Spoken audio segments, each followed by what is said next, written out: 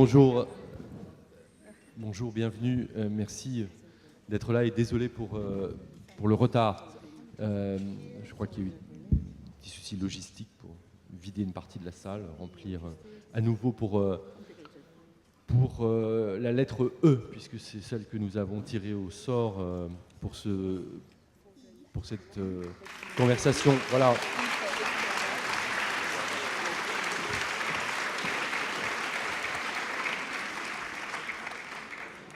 Dany Laferrière qui s'est ménagé ses effets, puisqu'il parvient à être le seul à se faire applaudir. Nous, on est arrivés tous...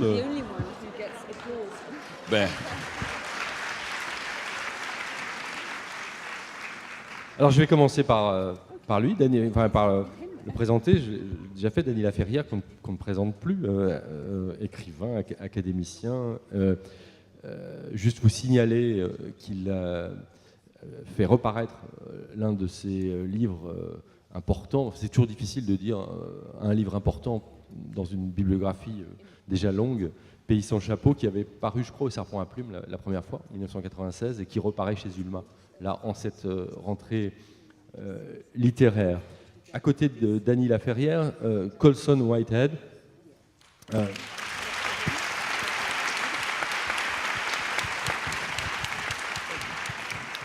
Colson Whitehead a, depuis 20 ans, publié un ensemble de livres, principalement des romans. Le premier roman s'appelait L'Intuitionniste. C'était il y a 20 ans, en anglais, ou un peu moins, 19. Et il a été traduit assez rapidement en France. Le dernier livre de lui qui a paru, c'était l'année dernière, Underground Railroad, qui est un livre pour lequel il a obtenu deux prix majeurs aux États-Unis, le Pulitzer et le National Book Award. Un livre qui parle de la question que nous allons aborder aujourd'hui, de l'esclavage aux États-Unis, et sous un angle particulier, celui de la résistance. On y viendra évidemment tout à l'heure. Alors je vous précise que les traductions seront consécutives. Colson Whitehead parlera en anglais et sera traduit. Voilà. Et puis, je poursuis toujours dans le même sens avec une romancière, Yaa Gyasi,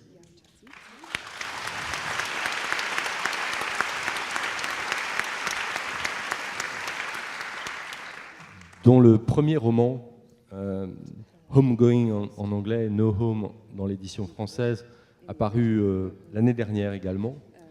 Un premier roman très très remarqué aux États-Unis. Il faut dire que pour un premier roman, il est assez impressionnant par son ambition. Un livre sur lequel, en dépit de son jeune âge, elle a travaillé de très longues années. Un roman qui a nécessité aussi beaucoup de travail, d'enquête. Un roman qui se déroule sur 7 générations et qui permet de prendre la mesure de ce phénomène dont nous allons parler. Non seulement de ce phénomène, mais de ses échos à travers le temps et de la manière d'en parler aussi. Et puis enfin, Christiane Taubira,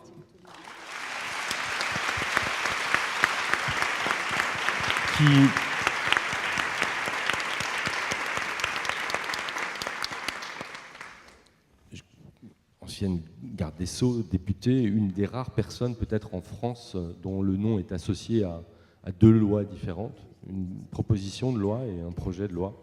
Une proposition du temps où elle était députée, élue de la Guyane, et qui est en relation directe avec ce dont nous allons parler, puisque c'est cette loi qui a été votée le 10 mai 2001. 10 mai, d'ailleurs, cette journée depuis est consacrée à la mémoire de l'esclavage. Je lis, je ne veux pas me tromper dans l'intitulé exact de la loi, c'est la loi tendant à la reconnaissance de la traite et de l'esclavage en tant que crime contre l'humanité. Et puis l'autre loi, plus récente, celle qui concerne le mariage pour tous. Christiane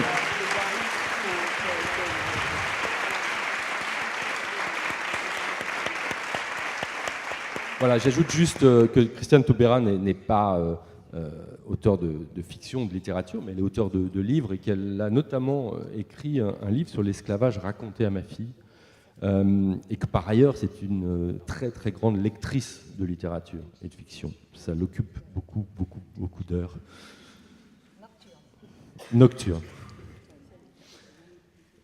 Je voudrais peut-être pour commencer proposer à Yaa Gyasi de prendre la parole parce que j'aimerais, pour parler de l'esclavage, donner l'occasion à chacun d'entre vous de nous dire au fond s'il s'en souvient, et même si évidemment il s'agit nécessairement d'une reconstruction mémorielle, la manière dont, enfant, il a pris connaissance ou conscience de ce fait historique qu'est l'esclavage. Est-ce que c'est passé par une œuvre d'art, une fiction, un livre pour enfants, une série télévisée, un documentaire? Est-ce que c'est passé par les enseignements reçus à l'école ou ce que l'on dit dans la famille?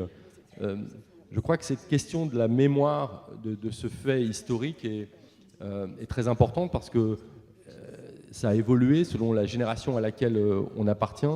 Et voilà, je me faisais tout simplement cette réflexion parce qu'il se trouve que j'ai grandi dans une ville qui est associée à ce fait historique, qui est Nantes, et à une époque, dans les années 70, où le travail que cette ville a mené depuis n'avait pas encore été fait, ce qui ne m'a pas empêché d'être au courant, mais je l'ai sans doute été de manière différente d'un écolier nantais qui grandit en ce moment, par exemple, et qui peut voir les anneaux de Daniel Buren sur le port, ou qui peut au musée être davantage sensibilisé probablement. Donc je voulais très simplement, Gyasi, vous nous disiez comment cette question de l'esclavage vous est apparue la première fois. C'est difficile à dire, mais disons les premières fois. So the first time, I guess, that I encountered the subject matter that would make up the book was in 2009 when I traveled to Ghana, which is the country in which I was born, to visit the Cape Coast Castle, which is a slave fort that still stands. And I was born in Ghana, but I moved to America, and so I had learned about slavery in school, and I knew about it in that context. I grew up in Alabama, and so I feel as though the kind of presence of this history was better felt or more felt, perhaps than it is in other places. But I didn't really think about it in a way that wasn't academic, or that wasn't thinking about racism or experiencing racism. I wasn't really thinking about slavery in the same way until this trip to Ghana. And during that trip, I took a tour of this castle. The upper levels is where the British soldiers lived, and then the lower levels is where the slaves were kept. And it was the first time that I had a very visceral understanding of what slavery meant, standing in those dungeons that still smell, where you can still see the grime on the walls. I think that was the most striking, again, visceral experience of slavery that I had ever had. Alors, la première fois que j'ai vraiment fait l'expérience du sujet qui est devenu le sujet de mon roman, c'était en 2009 lorsque je suis allée au Ghana. Alors, je suis née au Ghana, et puis donc lors de ce voyage, j'ai visité le fort de Cape Coast, qui est un fort qui existe encore aujourd'hui. Et donc j'ai grandi au Ghana. Mais ensuite, je suis partie pour les États-Unis. J'ai été à l'école là-bas, et c'est là-bas que j'ai entendu parler de l'esclavage. J'ai grandi dans l'Alabama, un État dans lequel je dirais que la présence historique de ces événements est plus... Enfin, on la sent mieux que dans d'autres endroits. Ceci étant, je dirais que jusqu'à ce voyage que j'ai fait au Ghana, je ne pensais pas l'esclavage autrement que de façon intellectuelle. Et c'est lors de ce voyage, pendant cette visite du fort, où on avait donc d'une part les quartiers des officiers, et puis en dessous les cachots dans lesquels on enfermait les esclaves. Et c'est là vraiment que j'ai eu cette expérience viscérale de ce qu'avait été l'esclavage. Ces cachots qui qui sont encore puants aujourd'hui, des siècles plus tard, où on voit encore la saleté sur les murs. C'est là que pour la première fois j'ai eu cette expérience viscérale de ce qu'avait été l'esclavage.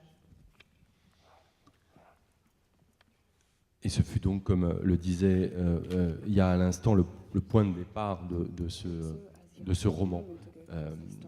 C'est ce qui lui a donné l'idée, l'impulsion narrative. Colson, est-ce que vous pourriez nous dire à votre tour ce qu'il en est? Yeah, I'm not sure when the first time I became acquainted with the fact of slavery was, in terms of reckoning with it. There have been various reckonings. The TV series Roots by Alex Haley was a American phenomenon, and I know from traveling that it was very popular in other countries. And I was 7 or 8, and my parents made all us kids gather around the television, to watch this depiction of our origin story of how we came to America. So I was 8 years old. Le moment exact où j'ai pris conscience de ce qu'était l'esclavage, je ne le sais pas véritablement. Mais c'est vrai qu'il y a plusieurs points de repère. Et un point de repère essentiel, c'est la série télévisée Roots, Racines, de Alex Haley. J'avais à peu près 8 ans et je sais, pour avoir voyagé beaucoup, que c'est une série qui non seulement a eu un retentissement énorme aux États-Unis, mais un retentissement tout à fait mondial. Et donc, quand j'avais 8 ans, eh bien, notre famille se réunissait devant la télévision et nous regardions cette série qui nous racontait l'histoire de notre origine, où nous venions. Ça a été un des premiers points de repère. And, so pop culture becomes a way of how people first sort of discover the depravity of slavery. I was in Poland and talking to a critic, and he said, when Django Unchained came out, there was a lot of debate over how truthful it was. I was like, there's even a debate about it? It's like a cartoon. So that's the downside of pop culture introducing history. But, Roots is a first reckoning. In college, I studied some history and first read slave narratives by people like Frederick Douglass and Harriet Jacobs, and that's a teenager's reckoning with slavery. When I started writing this book in my mid-40s, trying to create a realistic plantation, as a parent, I had to reckon with what it actually meant in a grown-up sort of way, what it would mean to see your child beaten, raped, sold off, to have your child see that happen to you. And so in my mid-40s, I had that sort of, I guess you'd call it an existential reckoning with it. It's a miracle that I'm here, that this or that ancestor wasn't killed on the Middle Passage, on that plantation, and they somehow survived to have children who somehow survived to have children. And that was the third reckoning that I think makes the book. Alors évidemment, il y a aussi la culture pop. Je me souviens que quand j'étais en Pologne récemment, quelqu'un me disait, mais bon, il y a quand même une polémique à propos de Django, je crois que c'est Désenchaîné en français. Et je dis, quoi, ça fait encore polémique? Évidemment, ça c'est le défaut de la pop culture, qu'elle donne à connaître, mais elle la bâtardit aussi complètement. Mais je dois dire qu'ensuite, quand j'ai été à l'université, j'ai évidemment étudié l'histoire et appris un certain nombre de choses. Mais le troisième moment, je dirais, qui a presque été une rencontre existentialiste avec ce monde de l'esclavage, c'est quand j'avais 45 ans que j'ai commencé à faire des recherches pour écrire le livre Underground Railroad, et que j'ai compris que en tant que parent, il pouvait y avoir le regard sur un enfant à qui on faisait ces choses, que l'on violait, que l'on battait, puis que l'on vendait, ou bien que le regard d'un enfant pouvait voir que l'on faisait ça à ses parents. Ça a été donc une espèce de révélation presque existentielle, et c'est ainsi qu'il a fallu évidemment que je commence à en parler. Merci. Dany Laferrière, à votre tour de répondre à cette question. Oui, cette question demande une situation particulière à Haïti. Il n'y a pas la mémoire de l'esclavage en Haïti, il y a la mémoire de l'esclave et elle a triomphé. C'est-à-dire, vous posez la question, elle est intéressante parce que on n'étudie pas l'esclavage en Haïti. Je me souviens aussi loin que je remonte, c'est plutôt la guerre d'indépendance. C'est la mise en scène. Depuis que je suis enfant, et dans les classes, dans les écoles, on nous fait apprendre des textes, les petites scènes. Le 18 mai, jour de la fête du drapeau, 18 novembre, la bataille de Vertières, où l'armée indigène a refoulé l'armée napoléonienne hors du sol de Saint-Domingue, et devenant Haïti. Et donc, c'est une mémoire qui a triomphé. Et on a effacé, étrangement d'ailleurs, ce serait intéressant de retrouver ces traces. Les traces de l'esclavage n'existent pas en Haïti, étrangement. Toutes les constructions énormes, importantes qui sont faites en Haïti ont été faites par l'esclave après l'indépendance. C'est Henri Christophe qui a bâti la citadelle La Ferrière, peut-être la plus grande citadelle de la Caraïbe, et l'une des rares encore avec tous ces boulets, l'une des rares citadelles armées. C'est le palais des 365 portes. Donc l'histoire de l'esclavage, si l'on peut dire, c'est l'histoire nationale qu'on apprend. Il y a à Port-au-Prince le nègre marron qui est au centre de la ville. Et donc, même quand on étudiait naturellement à certains moments le fait que les esclaves étaient fruités, que les maîtres étaient méchants, et nous, on attendait le moment du triomphe, le moment où l'esclave allait se révolter. Donc les coups, on ne les ressentait pas dans notre chair. Même quand on faisait des petits théâtres, de petites scènes, on savait qu'à un moment donné, ils allaient se lever et briser les chaînes. Donc il n'y a pas une meurtrissure dans cette mémoire. Et cette mémoire a été réorganisée totalement après l'indépendance, disons par ceux qui ont gagné la guerre, et comme toujours d'ailleurs. Et la chose qui m'a le plus impressionné en parlant de première fois, c'est la première fois que je suis allé à l'étranger et que j'ai vu que personne n'était au courant que pour la première fois dans l'histoire de l'humanité, des esclaves s'étaient révoltés, ont fait une guerre, ont gagné la guerre et ont fondé une nation. Parce qu'il ne s'agit pas d'être libre. Spartacus l'avait tenté et échoué. Et j'étais tellement impressionné que la planète ignorait cette première fois. Et c'est écrit dans notre texte, le discours de l'indépendance, pour la première fois dans l'histoire humaine, le premier jour d'une nouvelle année, un peuple s'est levé et est entré dans le concert des nations. C'est des choses qu'on étudiait et on se levait debout. Ma grand-mère m'invitait à lui dire, elle ne savait pas trop lire, à lui dire ces textes. Et puis on sentait quelque chose. Donc l'idée, c'était pas du tout une défaite ni des coups, c'était une mémoire qui a triomphé. Ce qui m'avait amené à dire que la notion de l'esclavage est une notion de maître. L'esclavage n'existe pas pour l'esclave. L'esclavage est un mauvais quart d'heure qui a duré 300 ans. Et c'est un mauvais quart d'heure, et puisqu'il y a eu une fin, une conclusion triomphante. Mais j'ai envie, Dany Laferrière, de savoir du coup comment cette question s'est remanifestée ou manifestée autrement dans un autre contexte, puisqu'on sait que après avoir grandi en Haïti, vous êtes allé au Canada, où vous habitez principalement, et ce contexte canadien, qui n'est pas le même que le contexte américain, mais encore très différent évidemment d'Haïti, est-ce que là, vous n'avez pas perçu cette question de l'esclavage? Non, il ne faut pas confondre l'esclavage et le racisme. Même s'ils sont des liens très serrés. Non, je crois que l'esclavage est rentré chez nous par Schweitzer. Et alors quand il est arrivé en Haïti comme un héros dans l'imaginaire haïtien, c'est là qu'on a compris que tout cela ne s'est pas passé.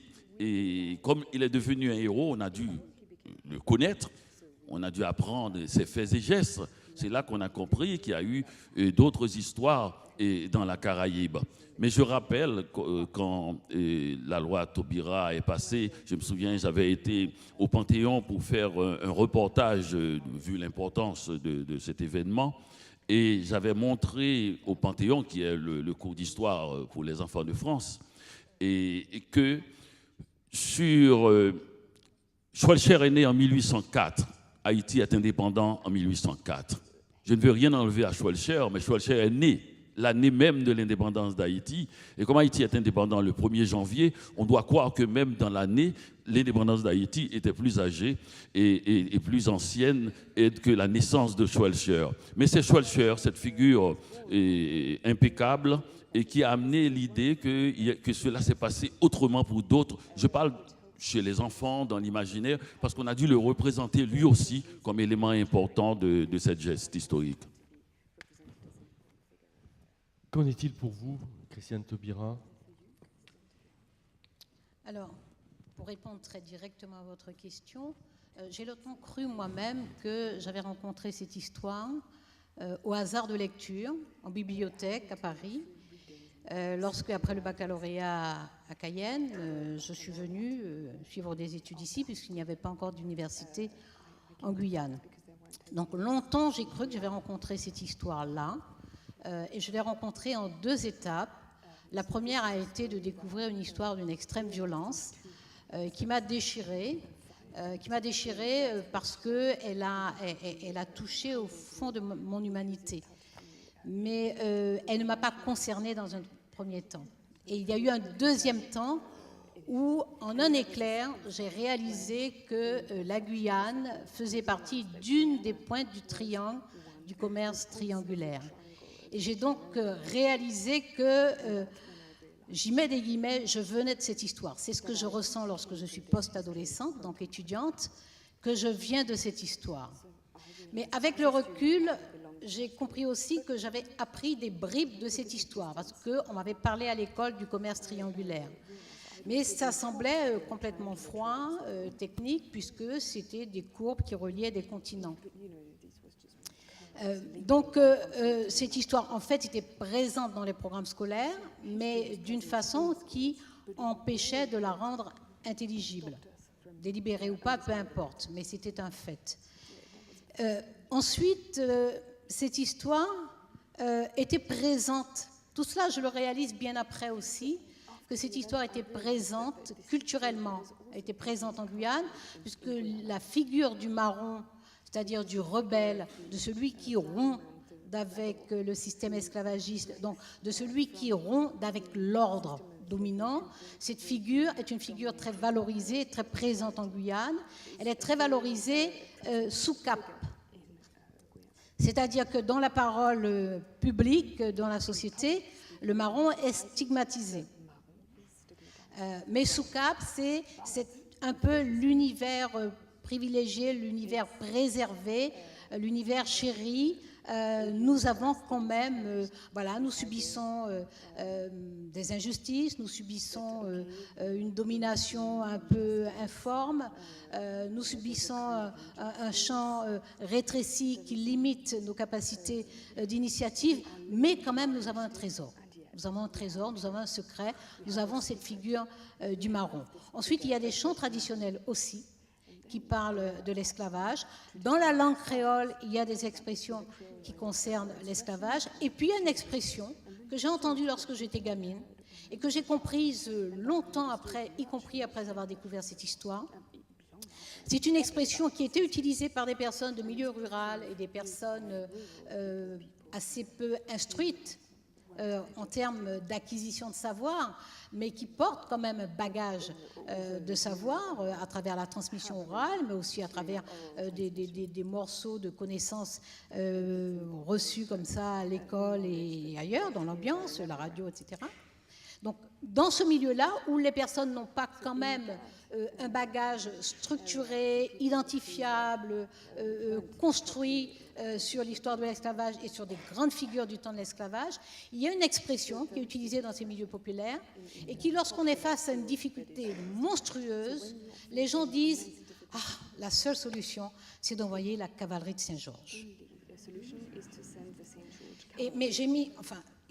des années après, moi, j'ai découvert qui était le chevalier de Saint-Georges, qui était un enfant d'un maître d'esclaves avec une esclave, et qui est revenu en France, qui a fait venir cette esclave et ce petit garçon, et qui a donné une excellente éducation à ce petit garçon, donc un petit garçon métis, et qui était un talentueux cavalier, qui était un bretteur hors pair, qui était un musicien en rivalité avec Mozart, qui devait diriger l'Opéra de Paris, mais ce sont des divas qui se sont opposées à sa nomination en tant que directeur de Paris, et qui était surtout un sergent ou général, je ne sais plus, enfin bon... j'ai oublié de réviser la hiérarchie militaire, mais il avait un grade, il a participé, il a arrêté l'armée de Dumouriez, par exemple, pendant la Révolution française. Donc voilà, et la cavalerie de Saint-Georges, donc il conduisait une cavalerie, et la cavalerie de Saint-Georges était tellement vaillante, sa réputation était telle que des personnes qui ne connaissaient rien à l'histoire, qui n'avaient même pas conscience de savoir des espèces de confettis comme ça d'informations sur l'esclavage, que ces personnes-là vous disaient, face à quelque chose d'insurmontable, il faut envoyer la cavalerie de Saint-Georges. Donc il y a une présence de cette histoire, malgré toutes les tentatives d'occultation, parce que les tentatives d'occultation ont été, c'est même pas des tentatives d'occultation, il y a eu délibérément la consigne officielle d'éliminer cette histoire, d'oublier. La lecture de l'acte d'abolition dans les anciennes colonies françaises se concluait par « Désormais, on oublie tout, nous sommes tous frères ». Ça n'a pas empêché que les maîtres conservent les terres, qu'ils conservent les capitaux, qu'ils conservent des tas de privilèges, qu'ils soient indemnisés, ce que n'étaient pas les anciens esclaves, qu'ils soient indemnisés. Voilà, ça n'a pas empêché que la société reste encore très duale, mais la consigne officielle, c'est on oublie tout, et on a bien vu à quel point cette histoire a reculé, et s'est progressivement effacée de la mémoire. Merci Christiane Taubira, merci à tous les quatre pour ces récits. En vous entendant, je me disais qu'on a deux formes d'oubli organisées très différentes entre les situations haïtiennes que décrivait Dany Laferrière et la situation que vient de décrire à l'instant Christiane Taubira. On n'oublie pas pour les mêmes raisons, sans doute pas avec les mêmes effets et avec les mêmes manières. Et puis on a la situation américaine des États-Unis qui est très différente parce que là, la guerre qui a été gagnée en Haïti et qui a effacé cette histoire, la guerre civile aux États-Unis a été extrêmement violente. Elle a déchiré la population de ce pays. Elle a été gagnée par un camp, mais a-t-elle vraiment été gagnée quand on voit la façon dont la question de l'esclavage a ressurgi 20 ans après la guerre dans les arrangements? La guerre aurait pu mettre fin à cette question, elle n'a pas mis fin à cette question. Et la question que je voudrais vous poser, Colson et puis Ya, c'est au fond, est-ce que vous pensez que d'une certaine façon, cette guerre se prolonge dans une guerre des mémoires à l'égard de cette question aujourd'hui aux États-Unis, et spécialement dans la situation contemporaine où on voit une guerre culturelle autour de symboles historiques. Et peut-être est-ce ça qui vous a décidé, l'un et l'autre, à choisir comme sujet de roman cette question? Colson Whitehead. No, I mean, I was sitting on my couch and came across a reference to the Underground Railroad, which was the human network that helped slaves escape to the north. You might take someone in your wagon and take them 100 miles, hand them off to somebody else until they got to the free states. And when you're a kid, you first hear those words, you think it's a literal train beneath the earth, which is very impractical, obviously. You know, we have a subway in New York that's 7 miles long, and we can barely keep that going, so 3,000 miles is very prohibitive. But it just seemed, you know, what kind of story could I get out of making this metaphor into a literal train? So before there was Cora, or even considering what slavery meant in a real sense, it was just this whimsical idea. In terms of memory and forgetfulness, I've met a lot of people since the book has come out who've gone their whole lives thinking it's a literal train. I did a talk in Florida and was talking to a 60-year-old white woman and she'd read my book and came up to me and said, "Have there been any studies about the cave-ins?" And I was like, "I'm sorry, I mean, what do you mean?" And she's like, "Well, the tunnels were so long and so deep, there had to be a lot of engineering troubles. Did people study that?" And I was like, "Really?" And so we teach history very shallowly in the United States. We don't teach the dispossession of native peoples. In fourth grade, we do 10 minutes on slavery, and then 40 minutes on Abraham Lincoln, and then move on. And maybe for my... Okay. Bon. La réponse simple à votre question, c'est non. Voilà, tout simplement. Non, j'étais assis sur mon canapé à New York et tout d'un coup, il y a eu une référence à ce chemin de fer souterrain qui était donc le nom qui a été donné à tout un réseau de résistants qui aidaient les esclaves en fuite à se cacher et à fuir vers les États libres, alors qui prêtait son chariot bâché et planquait un ou deux esclaves jusqu'au point d'après où on le remettait à quelqu'un d'autre qui peut-être les faisait dormir la nuit, etc. Et ainsi de suite. Il y avait toute une chaîne comme ça de gens qui aidaient les esclaves en fuite pour atteindre les États libres. Donc. Et j'étais là en train de jouer avec cette idée du chemin de fer souterrain et me dire, tiens, mais est-ce que ça ne serait pas intéressant comme point de départ d'un livre que d'en faire un véritable train, ce véritable train souterrain, un véritable réseau souterrain de trains qui irait sur 4500 km depuis la Géorgie jusqu'au Canada pour faire que les gens s'échappent. Et évidemment, quand je me suis rendu compte très vite, en termes de oubli et de mémoire, je me suis rendu compte très vite qu'on ne connaissait absolument rien à cette histoire aux États-Unis. Il faut dire que c'est bien simple. Quand on a 10 ans, donc ça correspond au CM2, au CM2, on a 10 minutes sur l'esclavage, 40 minutes sur Abraham Lincoln, et après c'est terminé. On n'en entend plus jamais parler. Donc on ne sait absolument rien sur cette question-là. Et je me souviens qu'il y a beaucoup de gens avec qui j'ai parlé quand mon livre est sorti, qui croyaient que réellement il avait existé ce train. Alors c'est quand même drôle quand on pense qu'on a un réseau à New York de métro qui fait 9 km et qu'on a bien du mal à le garder fonctionnel. Imaginez un train de 4500 km, c'est évidemment quelque chose qui est de la folie furieuse. Et donc cette dame en Floride qui me parle et qui me dit « Mais alors, comment ils ont fait quand il y a eu des effondrements de terrain ?» J'étais là à dire, je demande pardon. Oui, enfin, sur 4500 km, vous vous rendez compte, il y a dû y avoir des travaux d'ingénierie absolument formidables. Forcément, il y a eu des effondrements. Donc voilà, l'Amérique ne connaît rien à son histoire. And I'll just say that instead of 10 minutes on slavery and 40 minutes on Abraham Lincoln, 30 years later, maybe it's 12 minutes on slavery and 38 minutes on Abraham Lincoln. Et depuis que j'étais enfant, c'est-à-dire depuis cette époque-là, donc près de 40 ans plus tard, peut-être que maintenant c'est 12 minutes sur l'esclavage, 43 minutes sur Abraham Lincoln, ça n'a pas beaucoup plus changé que ça.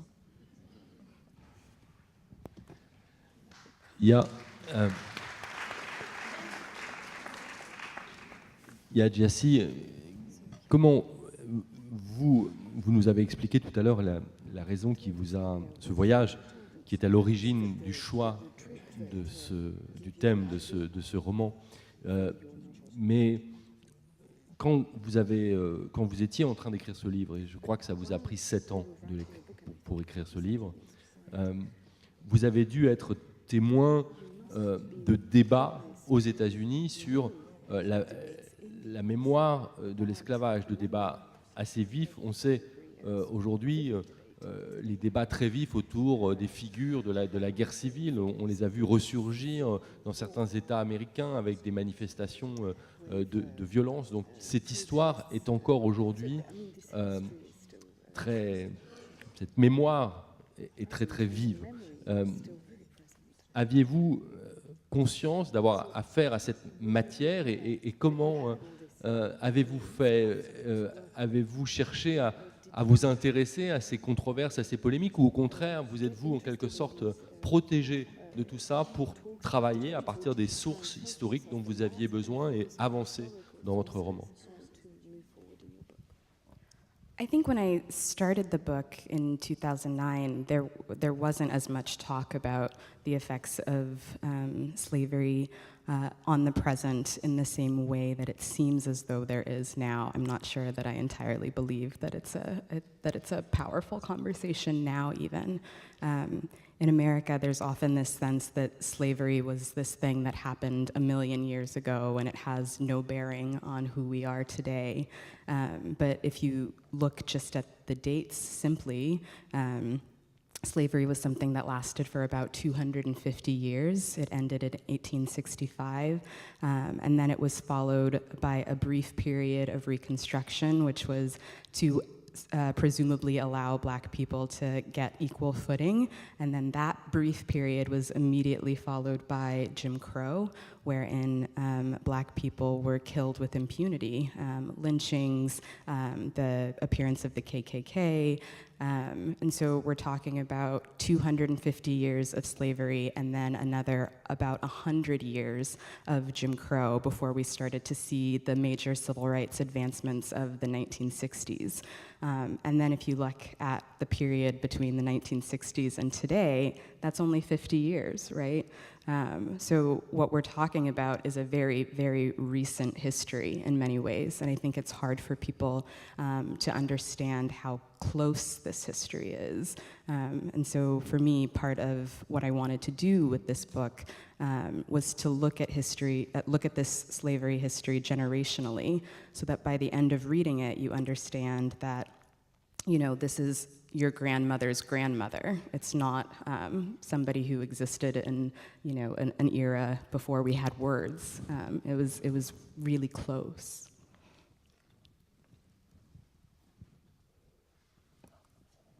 Alors, quand j'ai commencé mon roman en 2009, j'ai l'impression qu'il n'y avait pas autant de débats sur l'impact de l'esclavage sur notre actualité. Pas autant qu'aujourd'hui, en tout cas. Et je n'ai pas vraiment l'impression que ce soit un sujet si important que ça aujourd'hui aux États-Unis. Il faut vraiment comprendre qu'aux États-Unis, l'impression générale, c'est que c'est quelque chose qui s'est passé il y a à peu près 1 million d'années et qui n'a absolument aucun impact sur nous aujourd'hui. En termes de longueur de temps, l'esclavage a duré 250 ans. A pris fin en 1865. Ensuite, il y a eu une très brève époque de reconstruction, sans doute pour permettre aux Noirs de se mettre sur un pied d'égalité.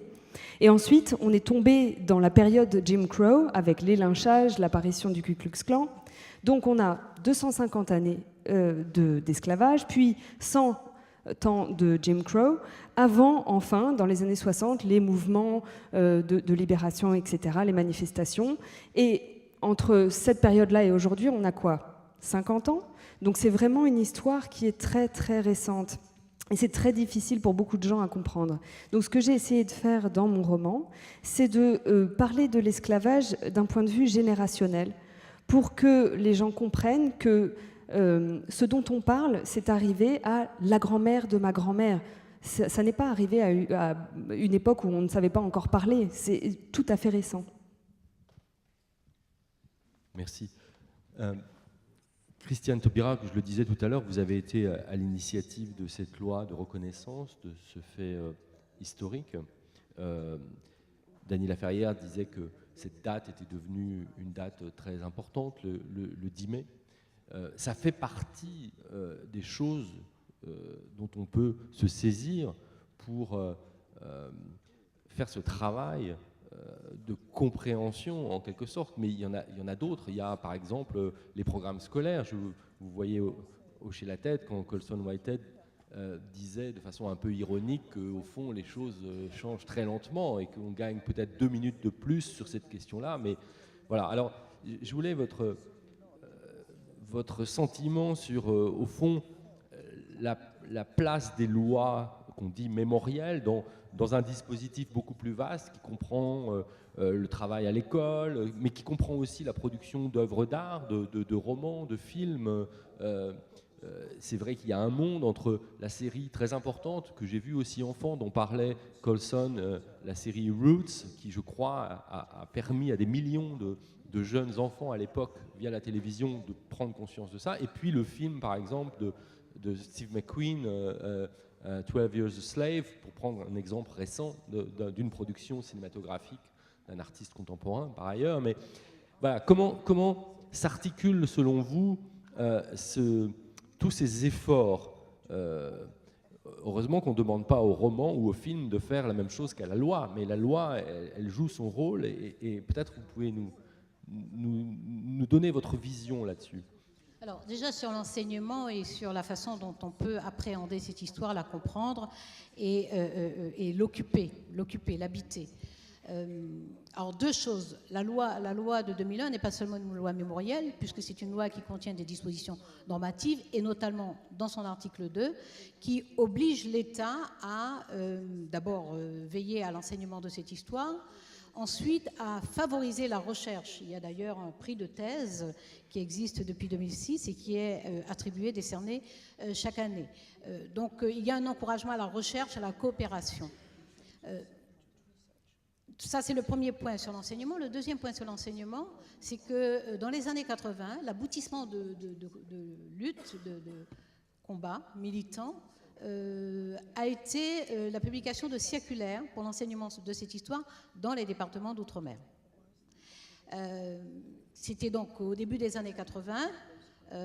Entre-temps, moi, j'ai eu 4 enfants, et aucun de mes 4 enfants, dans 4 classes d'âge différentes, environ 2 ans d'écart, hein, mais bon, sur 4, ça fait 8 ans quand même, hein, un spectre de 8 ans, aucun d'eux ne l'a appris en tant que tel à l'école.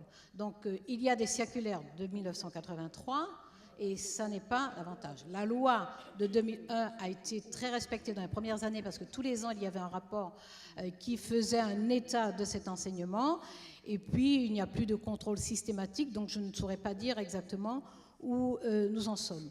Mais ce qui me paraît important, c'est le pourquoi des lois, le pourquoi des romans, le pourquoi de cette histoire. Lorsque nous expliquons comment nous l'avons découverte, cette histoire, oui, je l'ai découverte comme ça, là. Et moi-même, j'ai dit, j'ai découvert dans un deuxième temps que je venais de cette histoire. En fait, le territoire dans lequel je suis née était concerné par cette histoire. Mais je n'ai pas que cette histoire-là, et 2, ça n'est pas que mon histoire. 3 continents sont en contact. Courmesse triangulaire en témoigne. Un 4e très vite, puisque l'Asie va être impliquée assez rapidement, notamment pour créer une concurrence entre la main-d'œuvre en provenance de Chine et de l'Inde, avec la main-d'œuvre esclave, avec les engagés. Il y a d'ailleurs des Européens aussi qui vont être transportés dans d'autres conditions, ça n'est absolument pas comparable avec l'esclavage, la traite et l'esclavage, mais qui auront des contrats d'engagés, de personnes surexploitées également. Et puis, n'oublions pas que la traite négrière et l'esclavage aboutissent dans la pointe, la pointe sud du triangle, dans les Amériques, qui sont peuplées, qui ne sont pas un territoire désert, qui sont peuplés. C'est donc l'histoire des Amérindiens. C'est l'histoire des Amérindiens, c'est l'histoire de l'Europe, c'est l'histoire de l'Afrique, c'est aussi partiellement l'histoire de l'Asie, et c'est surtout l'histoire du monde contemporain. C'est-à-dire qu'un véritable maelstrom va sortir de cette histoire, qui est notre quotidien aujourd'hui. Et le pourquoi des romans, le pourquoi de la loi, le pourquoi de nos interrogations, ce pourquoi-là, il est essentiel, il est fondamental. D'abord parce qu'il est politique, c'est-à-dire qu'il nous renvoie à notre conception de la vie en société. Dans nos sociétés plurielles, comment nous nous comprenons, d'origines différentes, de trajectoires différentes, de croisements et de carrefours d'une extrême violence, d'une extraordinaire fécondité aussi. C'est une véritable tragédie, c'est une tragédie humaine, c'est une tragédie qui paraît sans soleil, mais qui a plein de clairs de lune. C'est le jazz, c'est le blues, c'est la peinture, ce sont les langues créoles, ce sont les religions syncrétiques, ce sont des cosmogonies nouvelles. Et donc le pourquoi politique de quel est le sens de notre société et comment nous vivons ensemble, qu'est-ce que nous portons ensemble, qu'est-ce que nous portons en commun, c'est une question essentielle. La deuxième question est éthique, au sens où c'est le sujet de notre rapport à la vérité et à la justice. Est-ce que nous acceptons de faire face à la vérité ? Et une fois que nous avons regardé la vérité en face, comment nous traitons la question de la justice? Et ça nous renvoie à un sujet essentiel qui est ontologique, c'est-à-dire qui nous renvoie à la fois à notre nature humaine, mais aussi au fait que nous sommes des êtres de culture. Quelle est, après l'étape de la connaissance, celle de la reconnaissance à travers la loi, et la suivante, celle des réparations dont on ne veut pas parler.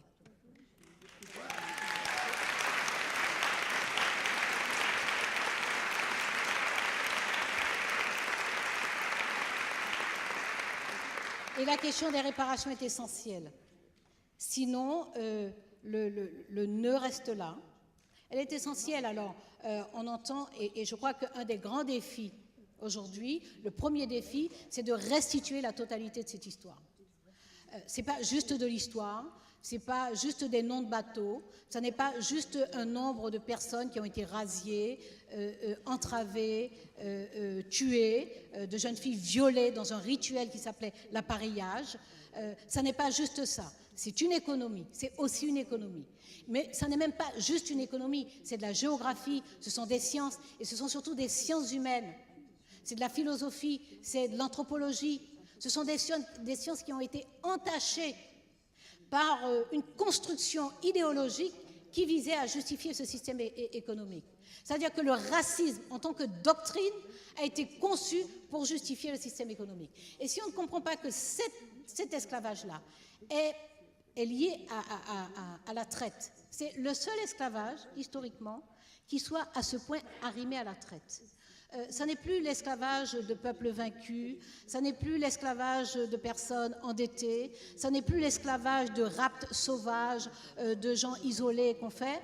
C'est un système économique qui correspond historiquement simplement à l'émergence du capitalisme, aux besoins du capitalisme, notamment aux besoins d'expansion, etc. Donc c'est le seul système esclavagiste qui soit lié à la traite. C'est-à-dire qu'on a un commerce organisé qui va se rationaliser et on a une oppression de personnes. Et il faut justifier ça parce que même les esclavagistes, même les négriers ont besoin à un moment quelconque, une après-midi où la vigilance tombe un peu, ou une nuit de relâchement, se rendre compte de l'horreur de ce qu'ils font. Donc ils ont besoin de l'expliquer, ils ont besoin de la justifier. Et c'est toute la construction raciale d'abord et raciste ensuite des Noirs, voilà, ce sont des esclaves noirs, c'est du bois d'ébène, ça va prendre un nom, c'est du bois d'ébène. Il y a une apparence, une couleur qu'on va ériger en race et qui va justifier ce commerce. Donc le pourquoi est là. Est-ce que nous faisons face à la question politique de la cohésion de nos sociétés? Est-ce que nous faisons face à cette question éthique de ne pas tricher avec la vérité et d'affronter les exigences de la justice? Et est-ce que nous sommes en capacité aujourd'hui d'avoir un discours structuré sur les réparations? J'en reste là, j'espère avoir l'occasion d'y revenir, mais la question des réparations est une question qui a toujours été posée. Chaque fois qu'il y a eu génocide, chaque fois qu'il y a eu crime de guerre, chaque fois qu'il y a crime contre l'humanité, aujourd'hui la question des réparations est posée. Il faut la poser. Il faut poser sa dimension matérielle, sa dimension économique, sa dimension financière, mais bien au-delà, il faut poser sa dimension artistique, sa dimension culturelle, sa dimension d'échange et de patrimoine syncrétique. Et ça va des cultures, des religions, des langues, à la pharmacopée, aux sciences humaines, etc. Est-ce que nous sommes capables d'affronter ça? Ça me paraît absolument essentiel. Et je le disais, donc la question des réparations a été posée partout, tout le temps. Elle est encore posée aujourd'hui partout, tout le temps. Le seul sujet sur lequel vous avez des fins de non-recevoir, c'est lorsqu'on vous parle de la réparation de la traite négrière, de l'esclavage.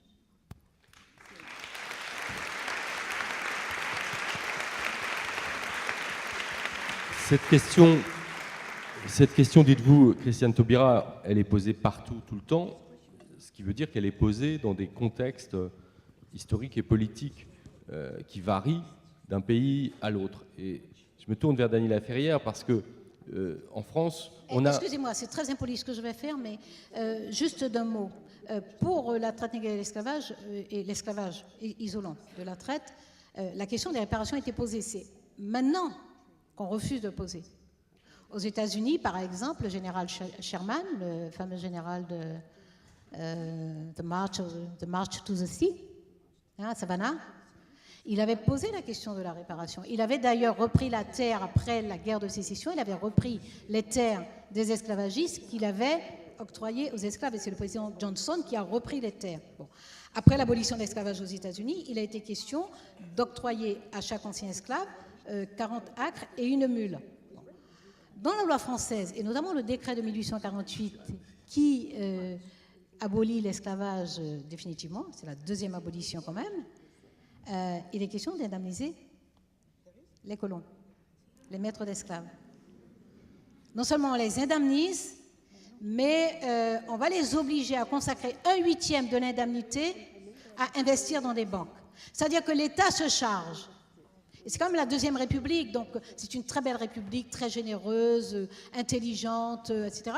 Mais pourtant, voilà, l'infiltration est telle que l'État va se charger non seulement de protéger les maîtres d'esclaves, mais de les aider en fait à passer le cap de la fin d'un système économique, puisqu'on va les transformer de propriétaires fonciers, propriétaires d'esclaves, en aristocratie financière, puisqu'ils vont devenir les propriétaires des banques. C'est quand même assez phénoménal, même si ça se ne voit pas de façon immédiate. Et puis, Christiane. bien entendu, Haïti, Oui. et je cède la parole, bien entendu, Haïti avec la rançon de l'indépendance dont va parler Dany Laferrière. Et pour montrer ma bonne foi, je dépose mon micro. Christiane. Non, mais Christiane, vous avez... Non, ce que je voulais vous demander... c'est La évidemment- fièvre Taubira. Mais on a en partie pu vaincre l'armée française par la fièvre jaune, mais la fièvre Taubira est une fièvre dont on aurait besoin aussi pour continuer cette lutte. Mais la question que je voulais vous poser, Dany Laferrière, c'est évidemment pour faire contraster avec cette situation française où on indemnise les colons et qui sans doute s'explique en partie par ce système colonial, donc différent de ce qui se passe aux États-Unis, et aussi avec la philosophie politique qui est au soubassement de notre régime politique, cette République française qui ne permet pas de poser la question de la réparation, par exemple, de la même façon que dans un pays, le Canada, où la philosophie politique pluraliste est peut-être différente. Je pense, vous avez au Canada des philosophes, je pense à Charles Taylor évidemment, mais qui sont dans une tradition aux antipodes, j'allais dire, avec notre façon très républicaine de voir les choses. Et moi, je ne sais pas, je ne connais pas bien la façon dont se posent les débats autour de la réparation, par exemple, ou des mémoires dans un contexte comme celui du Au Canada, ça non, m'intéresserait non, de- vous avez vu son livre et Tout le monde va au Canada et pour la liberté, donc ils n'ont pas un discours organisé là-dessus. C'est vrai qu'il y a eu de l'esclavage au Canada aussi. Et il y a des zones, et même à Montréal, il y a eu des esclaves, mais la partie dont on parle, c'est des mouvements massifs de gens dont parle Christiane Taubira. C'est ça qui est inusité, qui est nouveau complètement. C'est une volonté, une organisation longue, patiente, pour déplacer des gens du territoire avec pour but de les parquer dans un espace donné. Alors, très rapidement sur cette partie qui est importante, parce qu'il y a des gens, des jeunes gens, et qui n'ont pas une idée en détail comment cela se faisait. Je ne parlerai pas du tout de la douleur, mais de l'organisation. Et bien, les gens arrivaient par bateau, mettons, à Saint-Domingue, qui représentait une grande part du budget national français, l'argent que rapporte Saint-Domingue. Et Christiane Taubira a parlé d'argent. Pour dire les choses bien simplement, en Haïti, on est étonné que Karl Marx, dans son histoire du capital, n'a pas parlé de l'esclavage et de Saint-Domingue, parce que c'est une énergie qui est dépensée, qui rapporte de l'argent, et que tous les patrons de cette époque du monde rêvent d'avoir des gens qui travaillent pour eux, si on enlève le mot esclave, des gens qui travaillent pour eux nuit et jour, et qui habitent sur l'endroit même du travail, qui font des enfants qui vont devenir des esclaves, et presque gratuitement. C'est le rêve. Donc l'indépendance d'Haïti a été une grève. C'est une grève, il faut l'appeler comme ça pour qu'on sente le mot économie. On comprend bien quand on dit le mot grève. Une grève, complètement, on a arrêté les machines. Et c'est cela que ça a commencé comme ça. Ce n'est pas du tout une métaphore. Et la révolte des esclaves, et c'est mettre le feu dans les champs de canne, et c'est empoisonner les puits, et c'est sans avertir les autres esclaves sur l'habitation pour que l'information ne puisse pas filtrer, parce qu'il y a des esclaves qui avaient des rapports incestueux, je dirais, des rapports extrêmement intimes avec des maîtres. Donc c'est un mouvement extrêmement précis. Quand ces esclaves arrivaient à Saint-Domingue, et qui était le grand espace de l'esclavage, et bien, les grands propriétaires habitaient dans le nord d'Haïti, et ils étaient les premiers à acheter les esclaves les plus grands, les plus forts, les plus évolués, et donc ce n'a pas été étonnant que la révolution soit partie du nord. Vous avez les esclaves les plus forts qui travaillaient dans les champs, les plus délurés qui travaillaient dans les maisons. Eh bien, la révolution va péter là où il y avait ces grandes plantations qui parquaient un grand nombre d'esclaves qui parlaient des langues différentes et qui ne pouvaient pas communiquer entre eux. Ils ne pouvaient pas communiquer. Donc, ils ont dû trouver des codes d'abord, des signes et une condition, disons, c'est la même condition qu'ils ont. Il y a un espace, un paysage, une histoire qu'ils ont laissée qui à peu près semblable, fait qu'ils ont trouvé des signes extrêmement précis. Mais ce qu'on a oublié plus tard pour cette histoire de langue qui est intéressante, c'est que au moment de la guerre d'indépendance haïtienne, les maîtres, colons français, ignoraient qu'on pouvait parler une autre langue que la langue française ou écrire. Il y avait des lettrés arabes. Et est-ce pourquoi, pendant cette guerre, il y avait des informations qui arrivaient d'un point à un point extrêmement éloigné de l'île et qui étaient exécutées des ordres, et disons, avec une précision extraordinaire. Et on a compris que ces ordres n'étaient pas donnés oralement, c'était des ordres qui étaient écrits. Donc, on a compris qu'il y avait d'un côté cette domination qui exigeait une organisation extrêmement précise, et de l'autre, un groupe que l'on croyait une masse informe et qui apprenait sur le terrain des choses. Tout à l'heure, Christiane Taubira a parlé de Savannah. Eh bien, c'est précisément à Savannah, quand Lafayette a amené ce groupe, il y avait des gens, des esclaves qui étaient comme Chiracano, naturellement, et beaucoup des officiers qui vont faire partie, commander l'armée haïtienne, eh bien, venaient de Savannah. Ils avaient leur grade personnel et ils avaient naturellement une expérience de la guerre qu'ils allaient mettre au profit de leur armée contre l'armée napoléonienne. Donc il y a tout un savoir, Christian a parlé du savoir universel que ça a produit, c'est intéressant, savoir de pouvoir économique, mais il y a tout un savoir aussi qui se développe, des langues qui se mélangent, et des cultures, une sorte d'humus extrêmement riche. Il faut ajouter dans ces cultures-là la culture anglaise. Les Anglais étaient là, la culture espagnole, la culture française, naturellement, et les cultures africaines. Ce qui a donné un acte qui a étonné les gens. En 1804, après l'indépendance d'Haïti, juste quelques années après, 2 ans même, il y a eu une sorte de guerre de partage de l'île. Eh bien, le nord d'Haïti a été occupé par le général Henri Christophe qui s'est autoproclamé roi. Il était roi du nord d'Haïti, il était en même temps, c'est un anglophile, il voulait qu'on parle l'anglais dans le nord, il aimait bien les protestants, il trouvait qu'ils étaient très très disciplinés, les Anglais, et que les Français étaient un peu paresseux. Eh bien, c'est le paresseux Alexandre Pétion, un grand général, et paresseux, je dis parce qu'on l'appelait Papa Pétion, c'était un laxiste, c'était un type tolérant. Le tolérant qui a fondé la République. La République dans l'Ouest et dans le Sud. 2 ans après l'indépendance, les 2 formes de gouvernement les plus connues en Occident ont été expérimentées par d'anciens esclaves. Donc c'est pour ça que tout cet humus que je vous parlais tout à l'heure, enrichissant et comprenant la France, l'Angleterre, l'Espagne et des marchands hollandais, des Américains aussi, et aussi des Africains venant de partout, eh bien c'est tout ça qui a donné cette possibilité étonnante. Quelques années plus tard, sous la direction de Pétion, sous la présidence de Pétion, Simon Bolivar, exténué, épuisé, ayant perdu nombre de batailles, est arrivé dans le port d'Haïti. Il a été reçu par Pétion, qui lui a permis de se reposer pendant plus de 6 mois, et on lui a donné un bateau et des esclaves. Et le texte est écrit historiquement en lui disant que tous les pays que vous allez libérer, faites-le au nom de la jeune République haïtienne, libérez d'abord les esclaves. Miranda est arrivé quelques temps plus tard, rebelote. On lui a permis de se reposer, on lui a donné un bateau.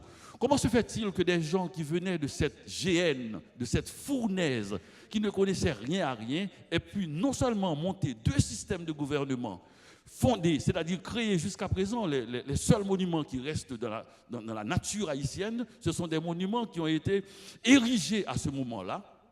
Une connaissance, ils ont travaillé avec les Français qui étaient présents et qui voulaient bien, dont je porte le nom de la citadelle La Ferrière, donc c'était sûrement un architecte français. Ils ont travaillé avec les Anglais qui voulaient bien, les esclaves, les anciens esclaves qui étaient un peu forcés, parce que Henri Christophe avait dit, eh bien, vous avez travaillé comme esclave pour les Français, mais vous allez travailler comme esclave pour le nouveau pays. C'est-à-dire que vous allez travailler pour montrer que nous n'allons pas baisser la tête devant. Et pourquoi il a fait cela? C'est parce que pour être indépendant, il a fallu une guerre totale. Et le mot de la guerre, c'était couper les têtes, brûler les maisons. C'est-à-dire, la théorie était très simple et sanglante. On va brûler tout, c'est-à-dire toute la richesse de Saint-Domingue. C'est ce dont parle Christiane Taubira. On va brûler toute la richesse parce que nous savons que uniquement la richesse intéresse. C'est même pas les corps, c'est-à-dire les esclaves. C'est même pas l'énergie esclave, c'est ce qu'ils ont produit. Si on brûle la richesse, tous ceux qui resteront deviendront haïtiens immédiatement. Et c'est ce qui s'est passé. Les Français qui sont restés sont devenus haïtiens, les Anglais et les Polonais qui sont restés, d'ailleurs ils sont restés massivement, et ils avaient combattu avec l'armée haïtienne, ils sont devenus haïtiens. Donc tout ça pour vous dire simplement, tout cet humus, c'est tout ça qu'on a caché. Et chaque fois qu'on parle de l'histoire de l'esclavage et qu'on parle en termes de douleur uniquement, ce que Christiane Taubira a dit très bien, ce n'est pas uniquement une affaire comme ça, et qu'on oublie les productions extrêmement importantes, production de l'esprit, production de la volonté, production de la nouvelle énergie de l'esclave qui maintenant se bat pour lui-même et pour sa liberté, qu'on oublie ça, eh bien, c'est normal qu'on ait 5 minutes dans les livres d'histoire.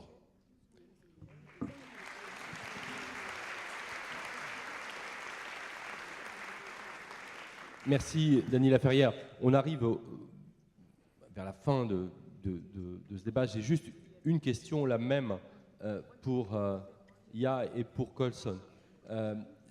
C'est une question... c'est un peu compliqué. On peut avoir le sentiment, et on peut lire parfois sur ce qui se passe aujourd'hui aux États-Unis, la situation politique des États-Unis aujourd'hui. Par exemple... l'hypothèse selon laquelle l'élection de Trump serait à certains égards une réaction à la double élection de Barack Obama. La façon dont l'Amérique donne à voir depuis quelques années un paysage très clivé. On se demande si ce n'est pas, au fond, le produit de cette guerre civile dont je parlais tout à l'heure, qui à la fois s'est terminée, mais pas vraiment terminé. Vous parliez l'un et l'autre de ce régime Jim Crow qui a duré 100 ans après. Et voilà. Qu'en est-il pour vous? Y a-t-il une forme, guerre civile peut-être le mot est fort, mais de fracture de la société américaine qui est en grande partie le produit de cette histoire de l'esclavage? It's not about the Civil War. People are terrible. We brutalize each other. The powerful subjugate the weak. And this is who we are. It's human nature. There are many things that produced Donald Trump's election, but Donald Trump himself is a product. He's very American. He's a product of an American darkness that has been there since the beginning, when white Europeans came and took the land from Native Americans, kidnapped Africans. And we can point to, say, the election of Barack Obama as a sign that things have changed. And he got 51% of the votes. And 49% of the vote, people did not vote for him, and they voted for Trump. All those racists and mouth breathers and homunculi who we see on TV all the time, they didn't disappear when Obama was elected. They waited for their next chance. Moi, je ne crois pas que c'est grand-chose à voir avec la guerre civile qui a été la guerre de sécession. Je crois qu'il y a un côté sombre de l'humain, c'est la nature humaine. Les riches exploitent les pauvres, le puissant soumet le faible, et c'est comme ça que la Terre tourne. Je crois que l'élection par exemple l'élection de Donald Trump est un pur produit américain. Quand on réfléchit à celle de Barack Obama et qu'on dit, ma foi, ça a été peut-être un signe que les choses vont un peu mieux, que les choses changent. Bon, 51% des Américains ont voté, enfin de ceux qui ont voté pour Obama. Ça veut dire que 49% d'entre eux n'ont pas voté pour lui. Et ces 49%, eh bien, la fois d'après, ont voté pour Donald Trump. Donc ça n'a rien de particulier à la guerre civile, mais je crois que l'homme exploite l'homme. Gia. Yeah, exactly. I mean, I think it's easy to want to make this direct relationship between Obama's presidency and Trump's presidency, to say that Trump's presidency is in a way attempting to kind of negate the progress that we gained because of Obama. I don't think that is necessarily the case. I mean, I think that the conditions that created a person like Trump existed before Obama became president, and clearly they had to have existed before Obama became president, because how could it be so easy for Trump to be president otherwise?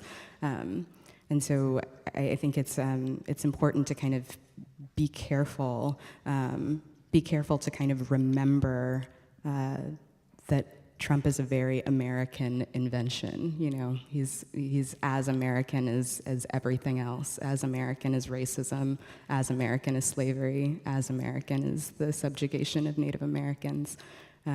This strain of just toxicity that exists in America existed before Trump, and it will likely exist after Trump.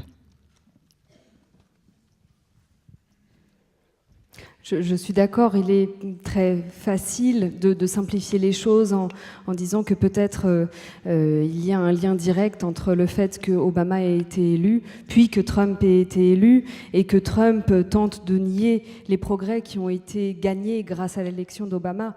Je ne suis pas nécessairement d'accord avec ça, d'ailleurs, parce que les conditions qui ont créé Trump existaient forcément avant qu'Obama devienne président. Obligatoirement, autrement, il n'aurait jamais été aussi facile pour Trump d'être élu. Donc je pense qu'il est important de faire très attention quand on parle de ça. Trump est une invention, un produit purement américain, tout comme le racisme, tout comme l'esclavage, tout comme la soumission des Afro-Américains. Et je pense que cette toxicité existait bien avant Obama et elle existera après Trump. Merci. Merci Yadjassi. Christiane Taubira voudrait terminer sur une note plus optimiste. Je lui laisse la conclusion.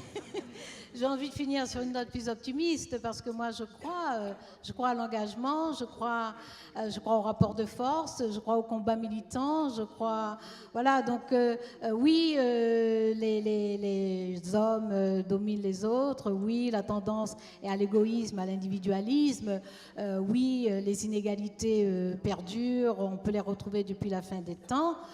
Mais oui aussi, l'histoire humaine a été entrecoupée de victoires de la solidarité, de victoires de la fraternité, de victoires de la justice. Oui, on peut considérer que notre destin n'est pas écrit et que nous avons une énergie et une intelligence à mettre dans les combats contre des ordres qui sont des désordres de domination, des ordres d'injustice, des ordres d'individualisme, d'égoïsme qui font que les inégalités se creusent, que les gens meurent de maladies qu'on sait soigner, que des entreprises volent les richesses dans des continents entiers.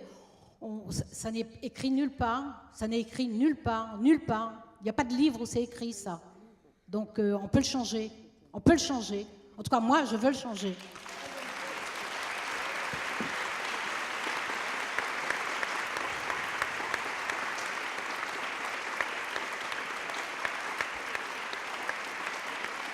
Merci à tous les quatre et merci à vous deux qui avez toutes deux traduit les propos de Colson Whitehead et de Yad Khaïssi.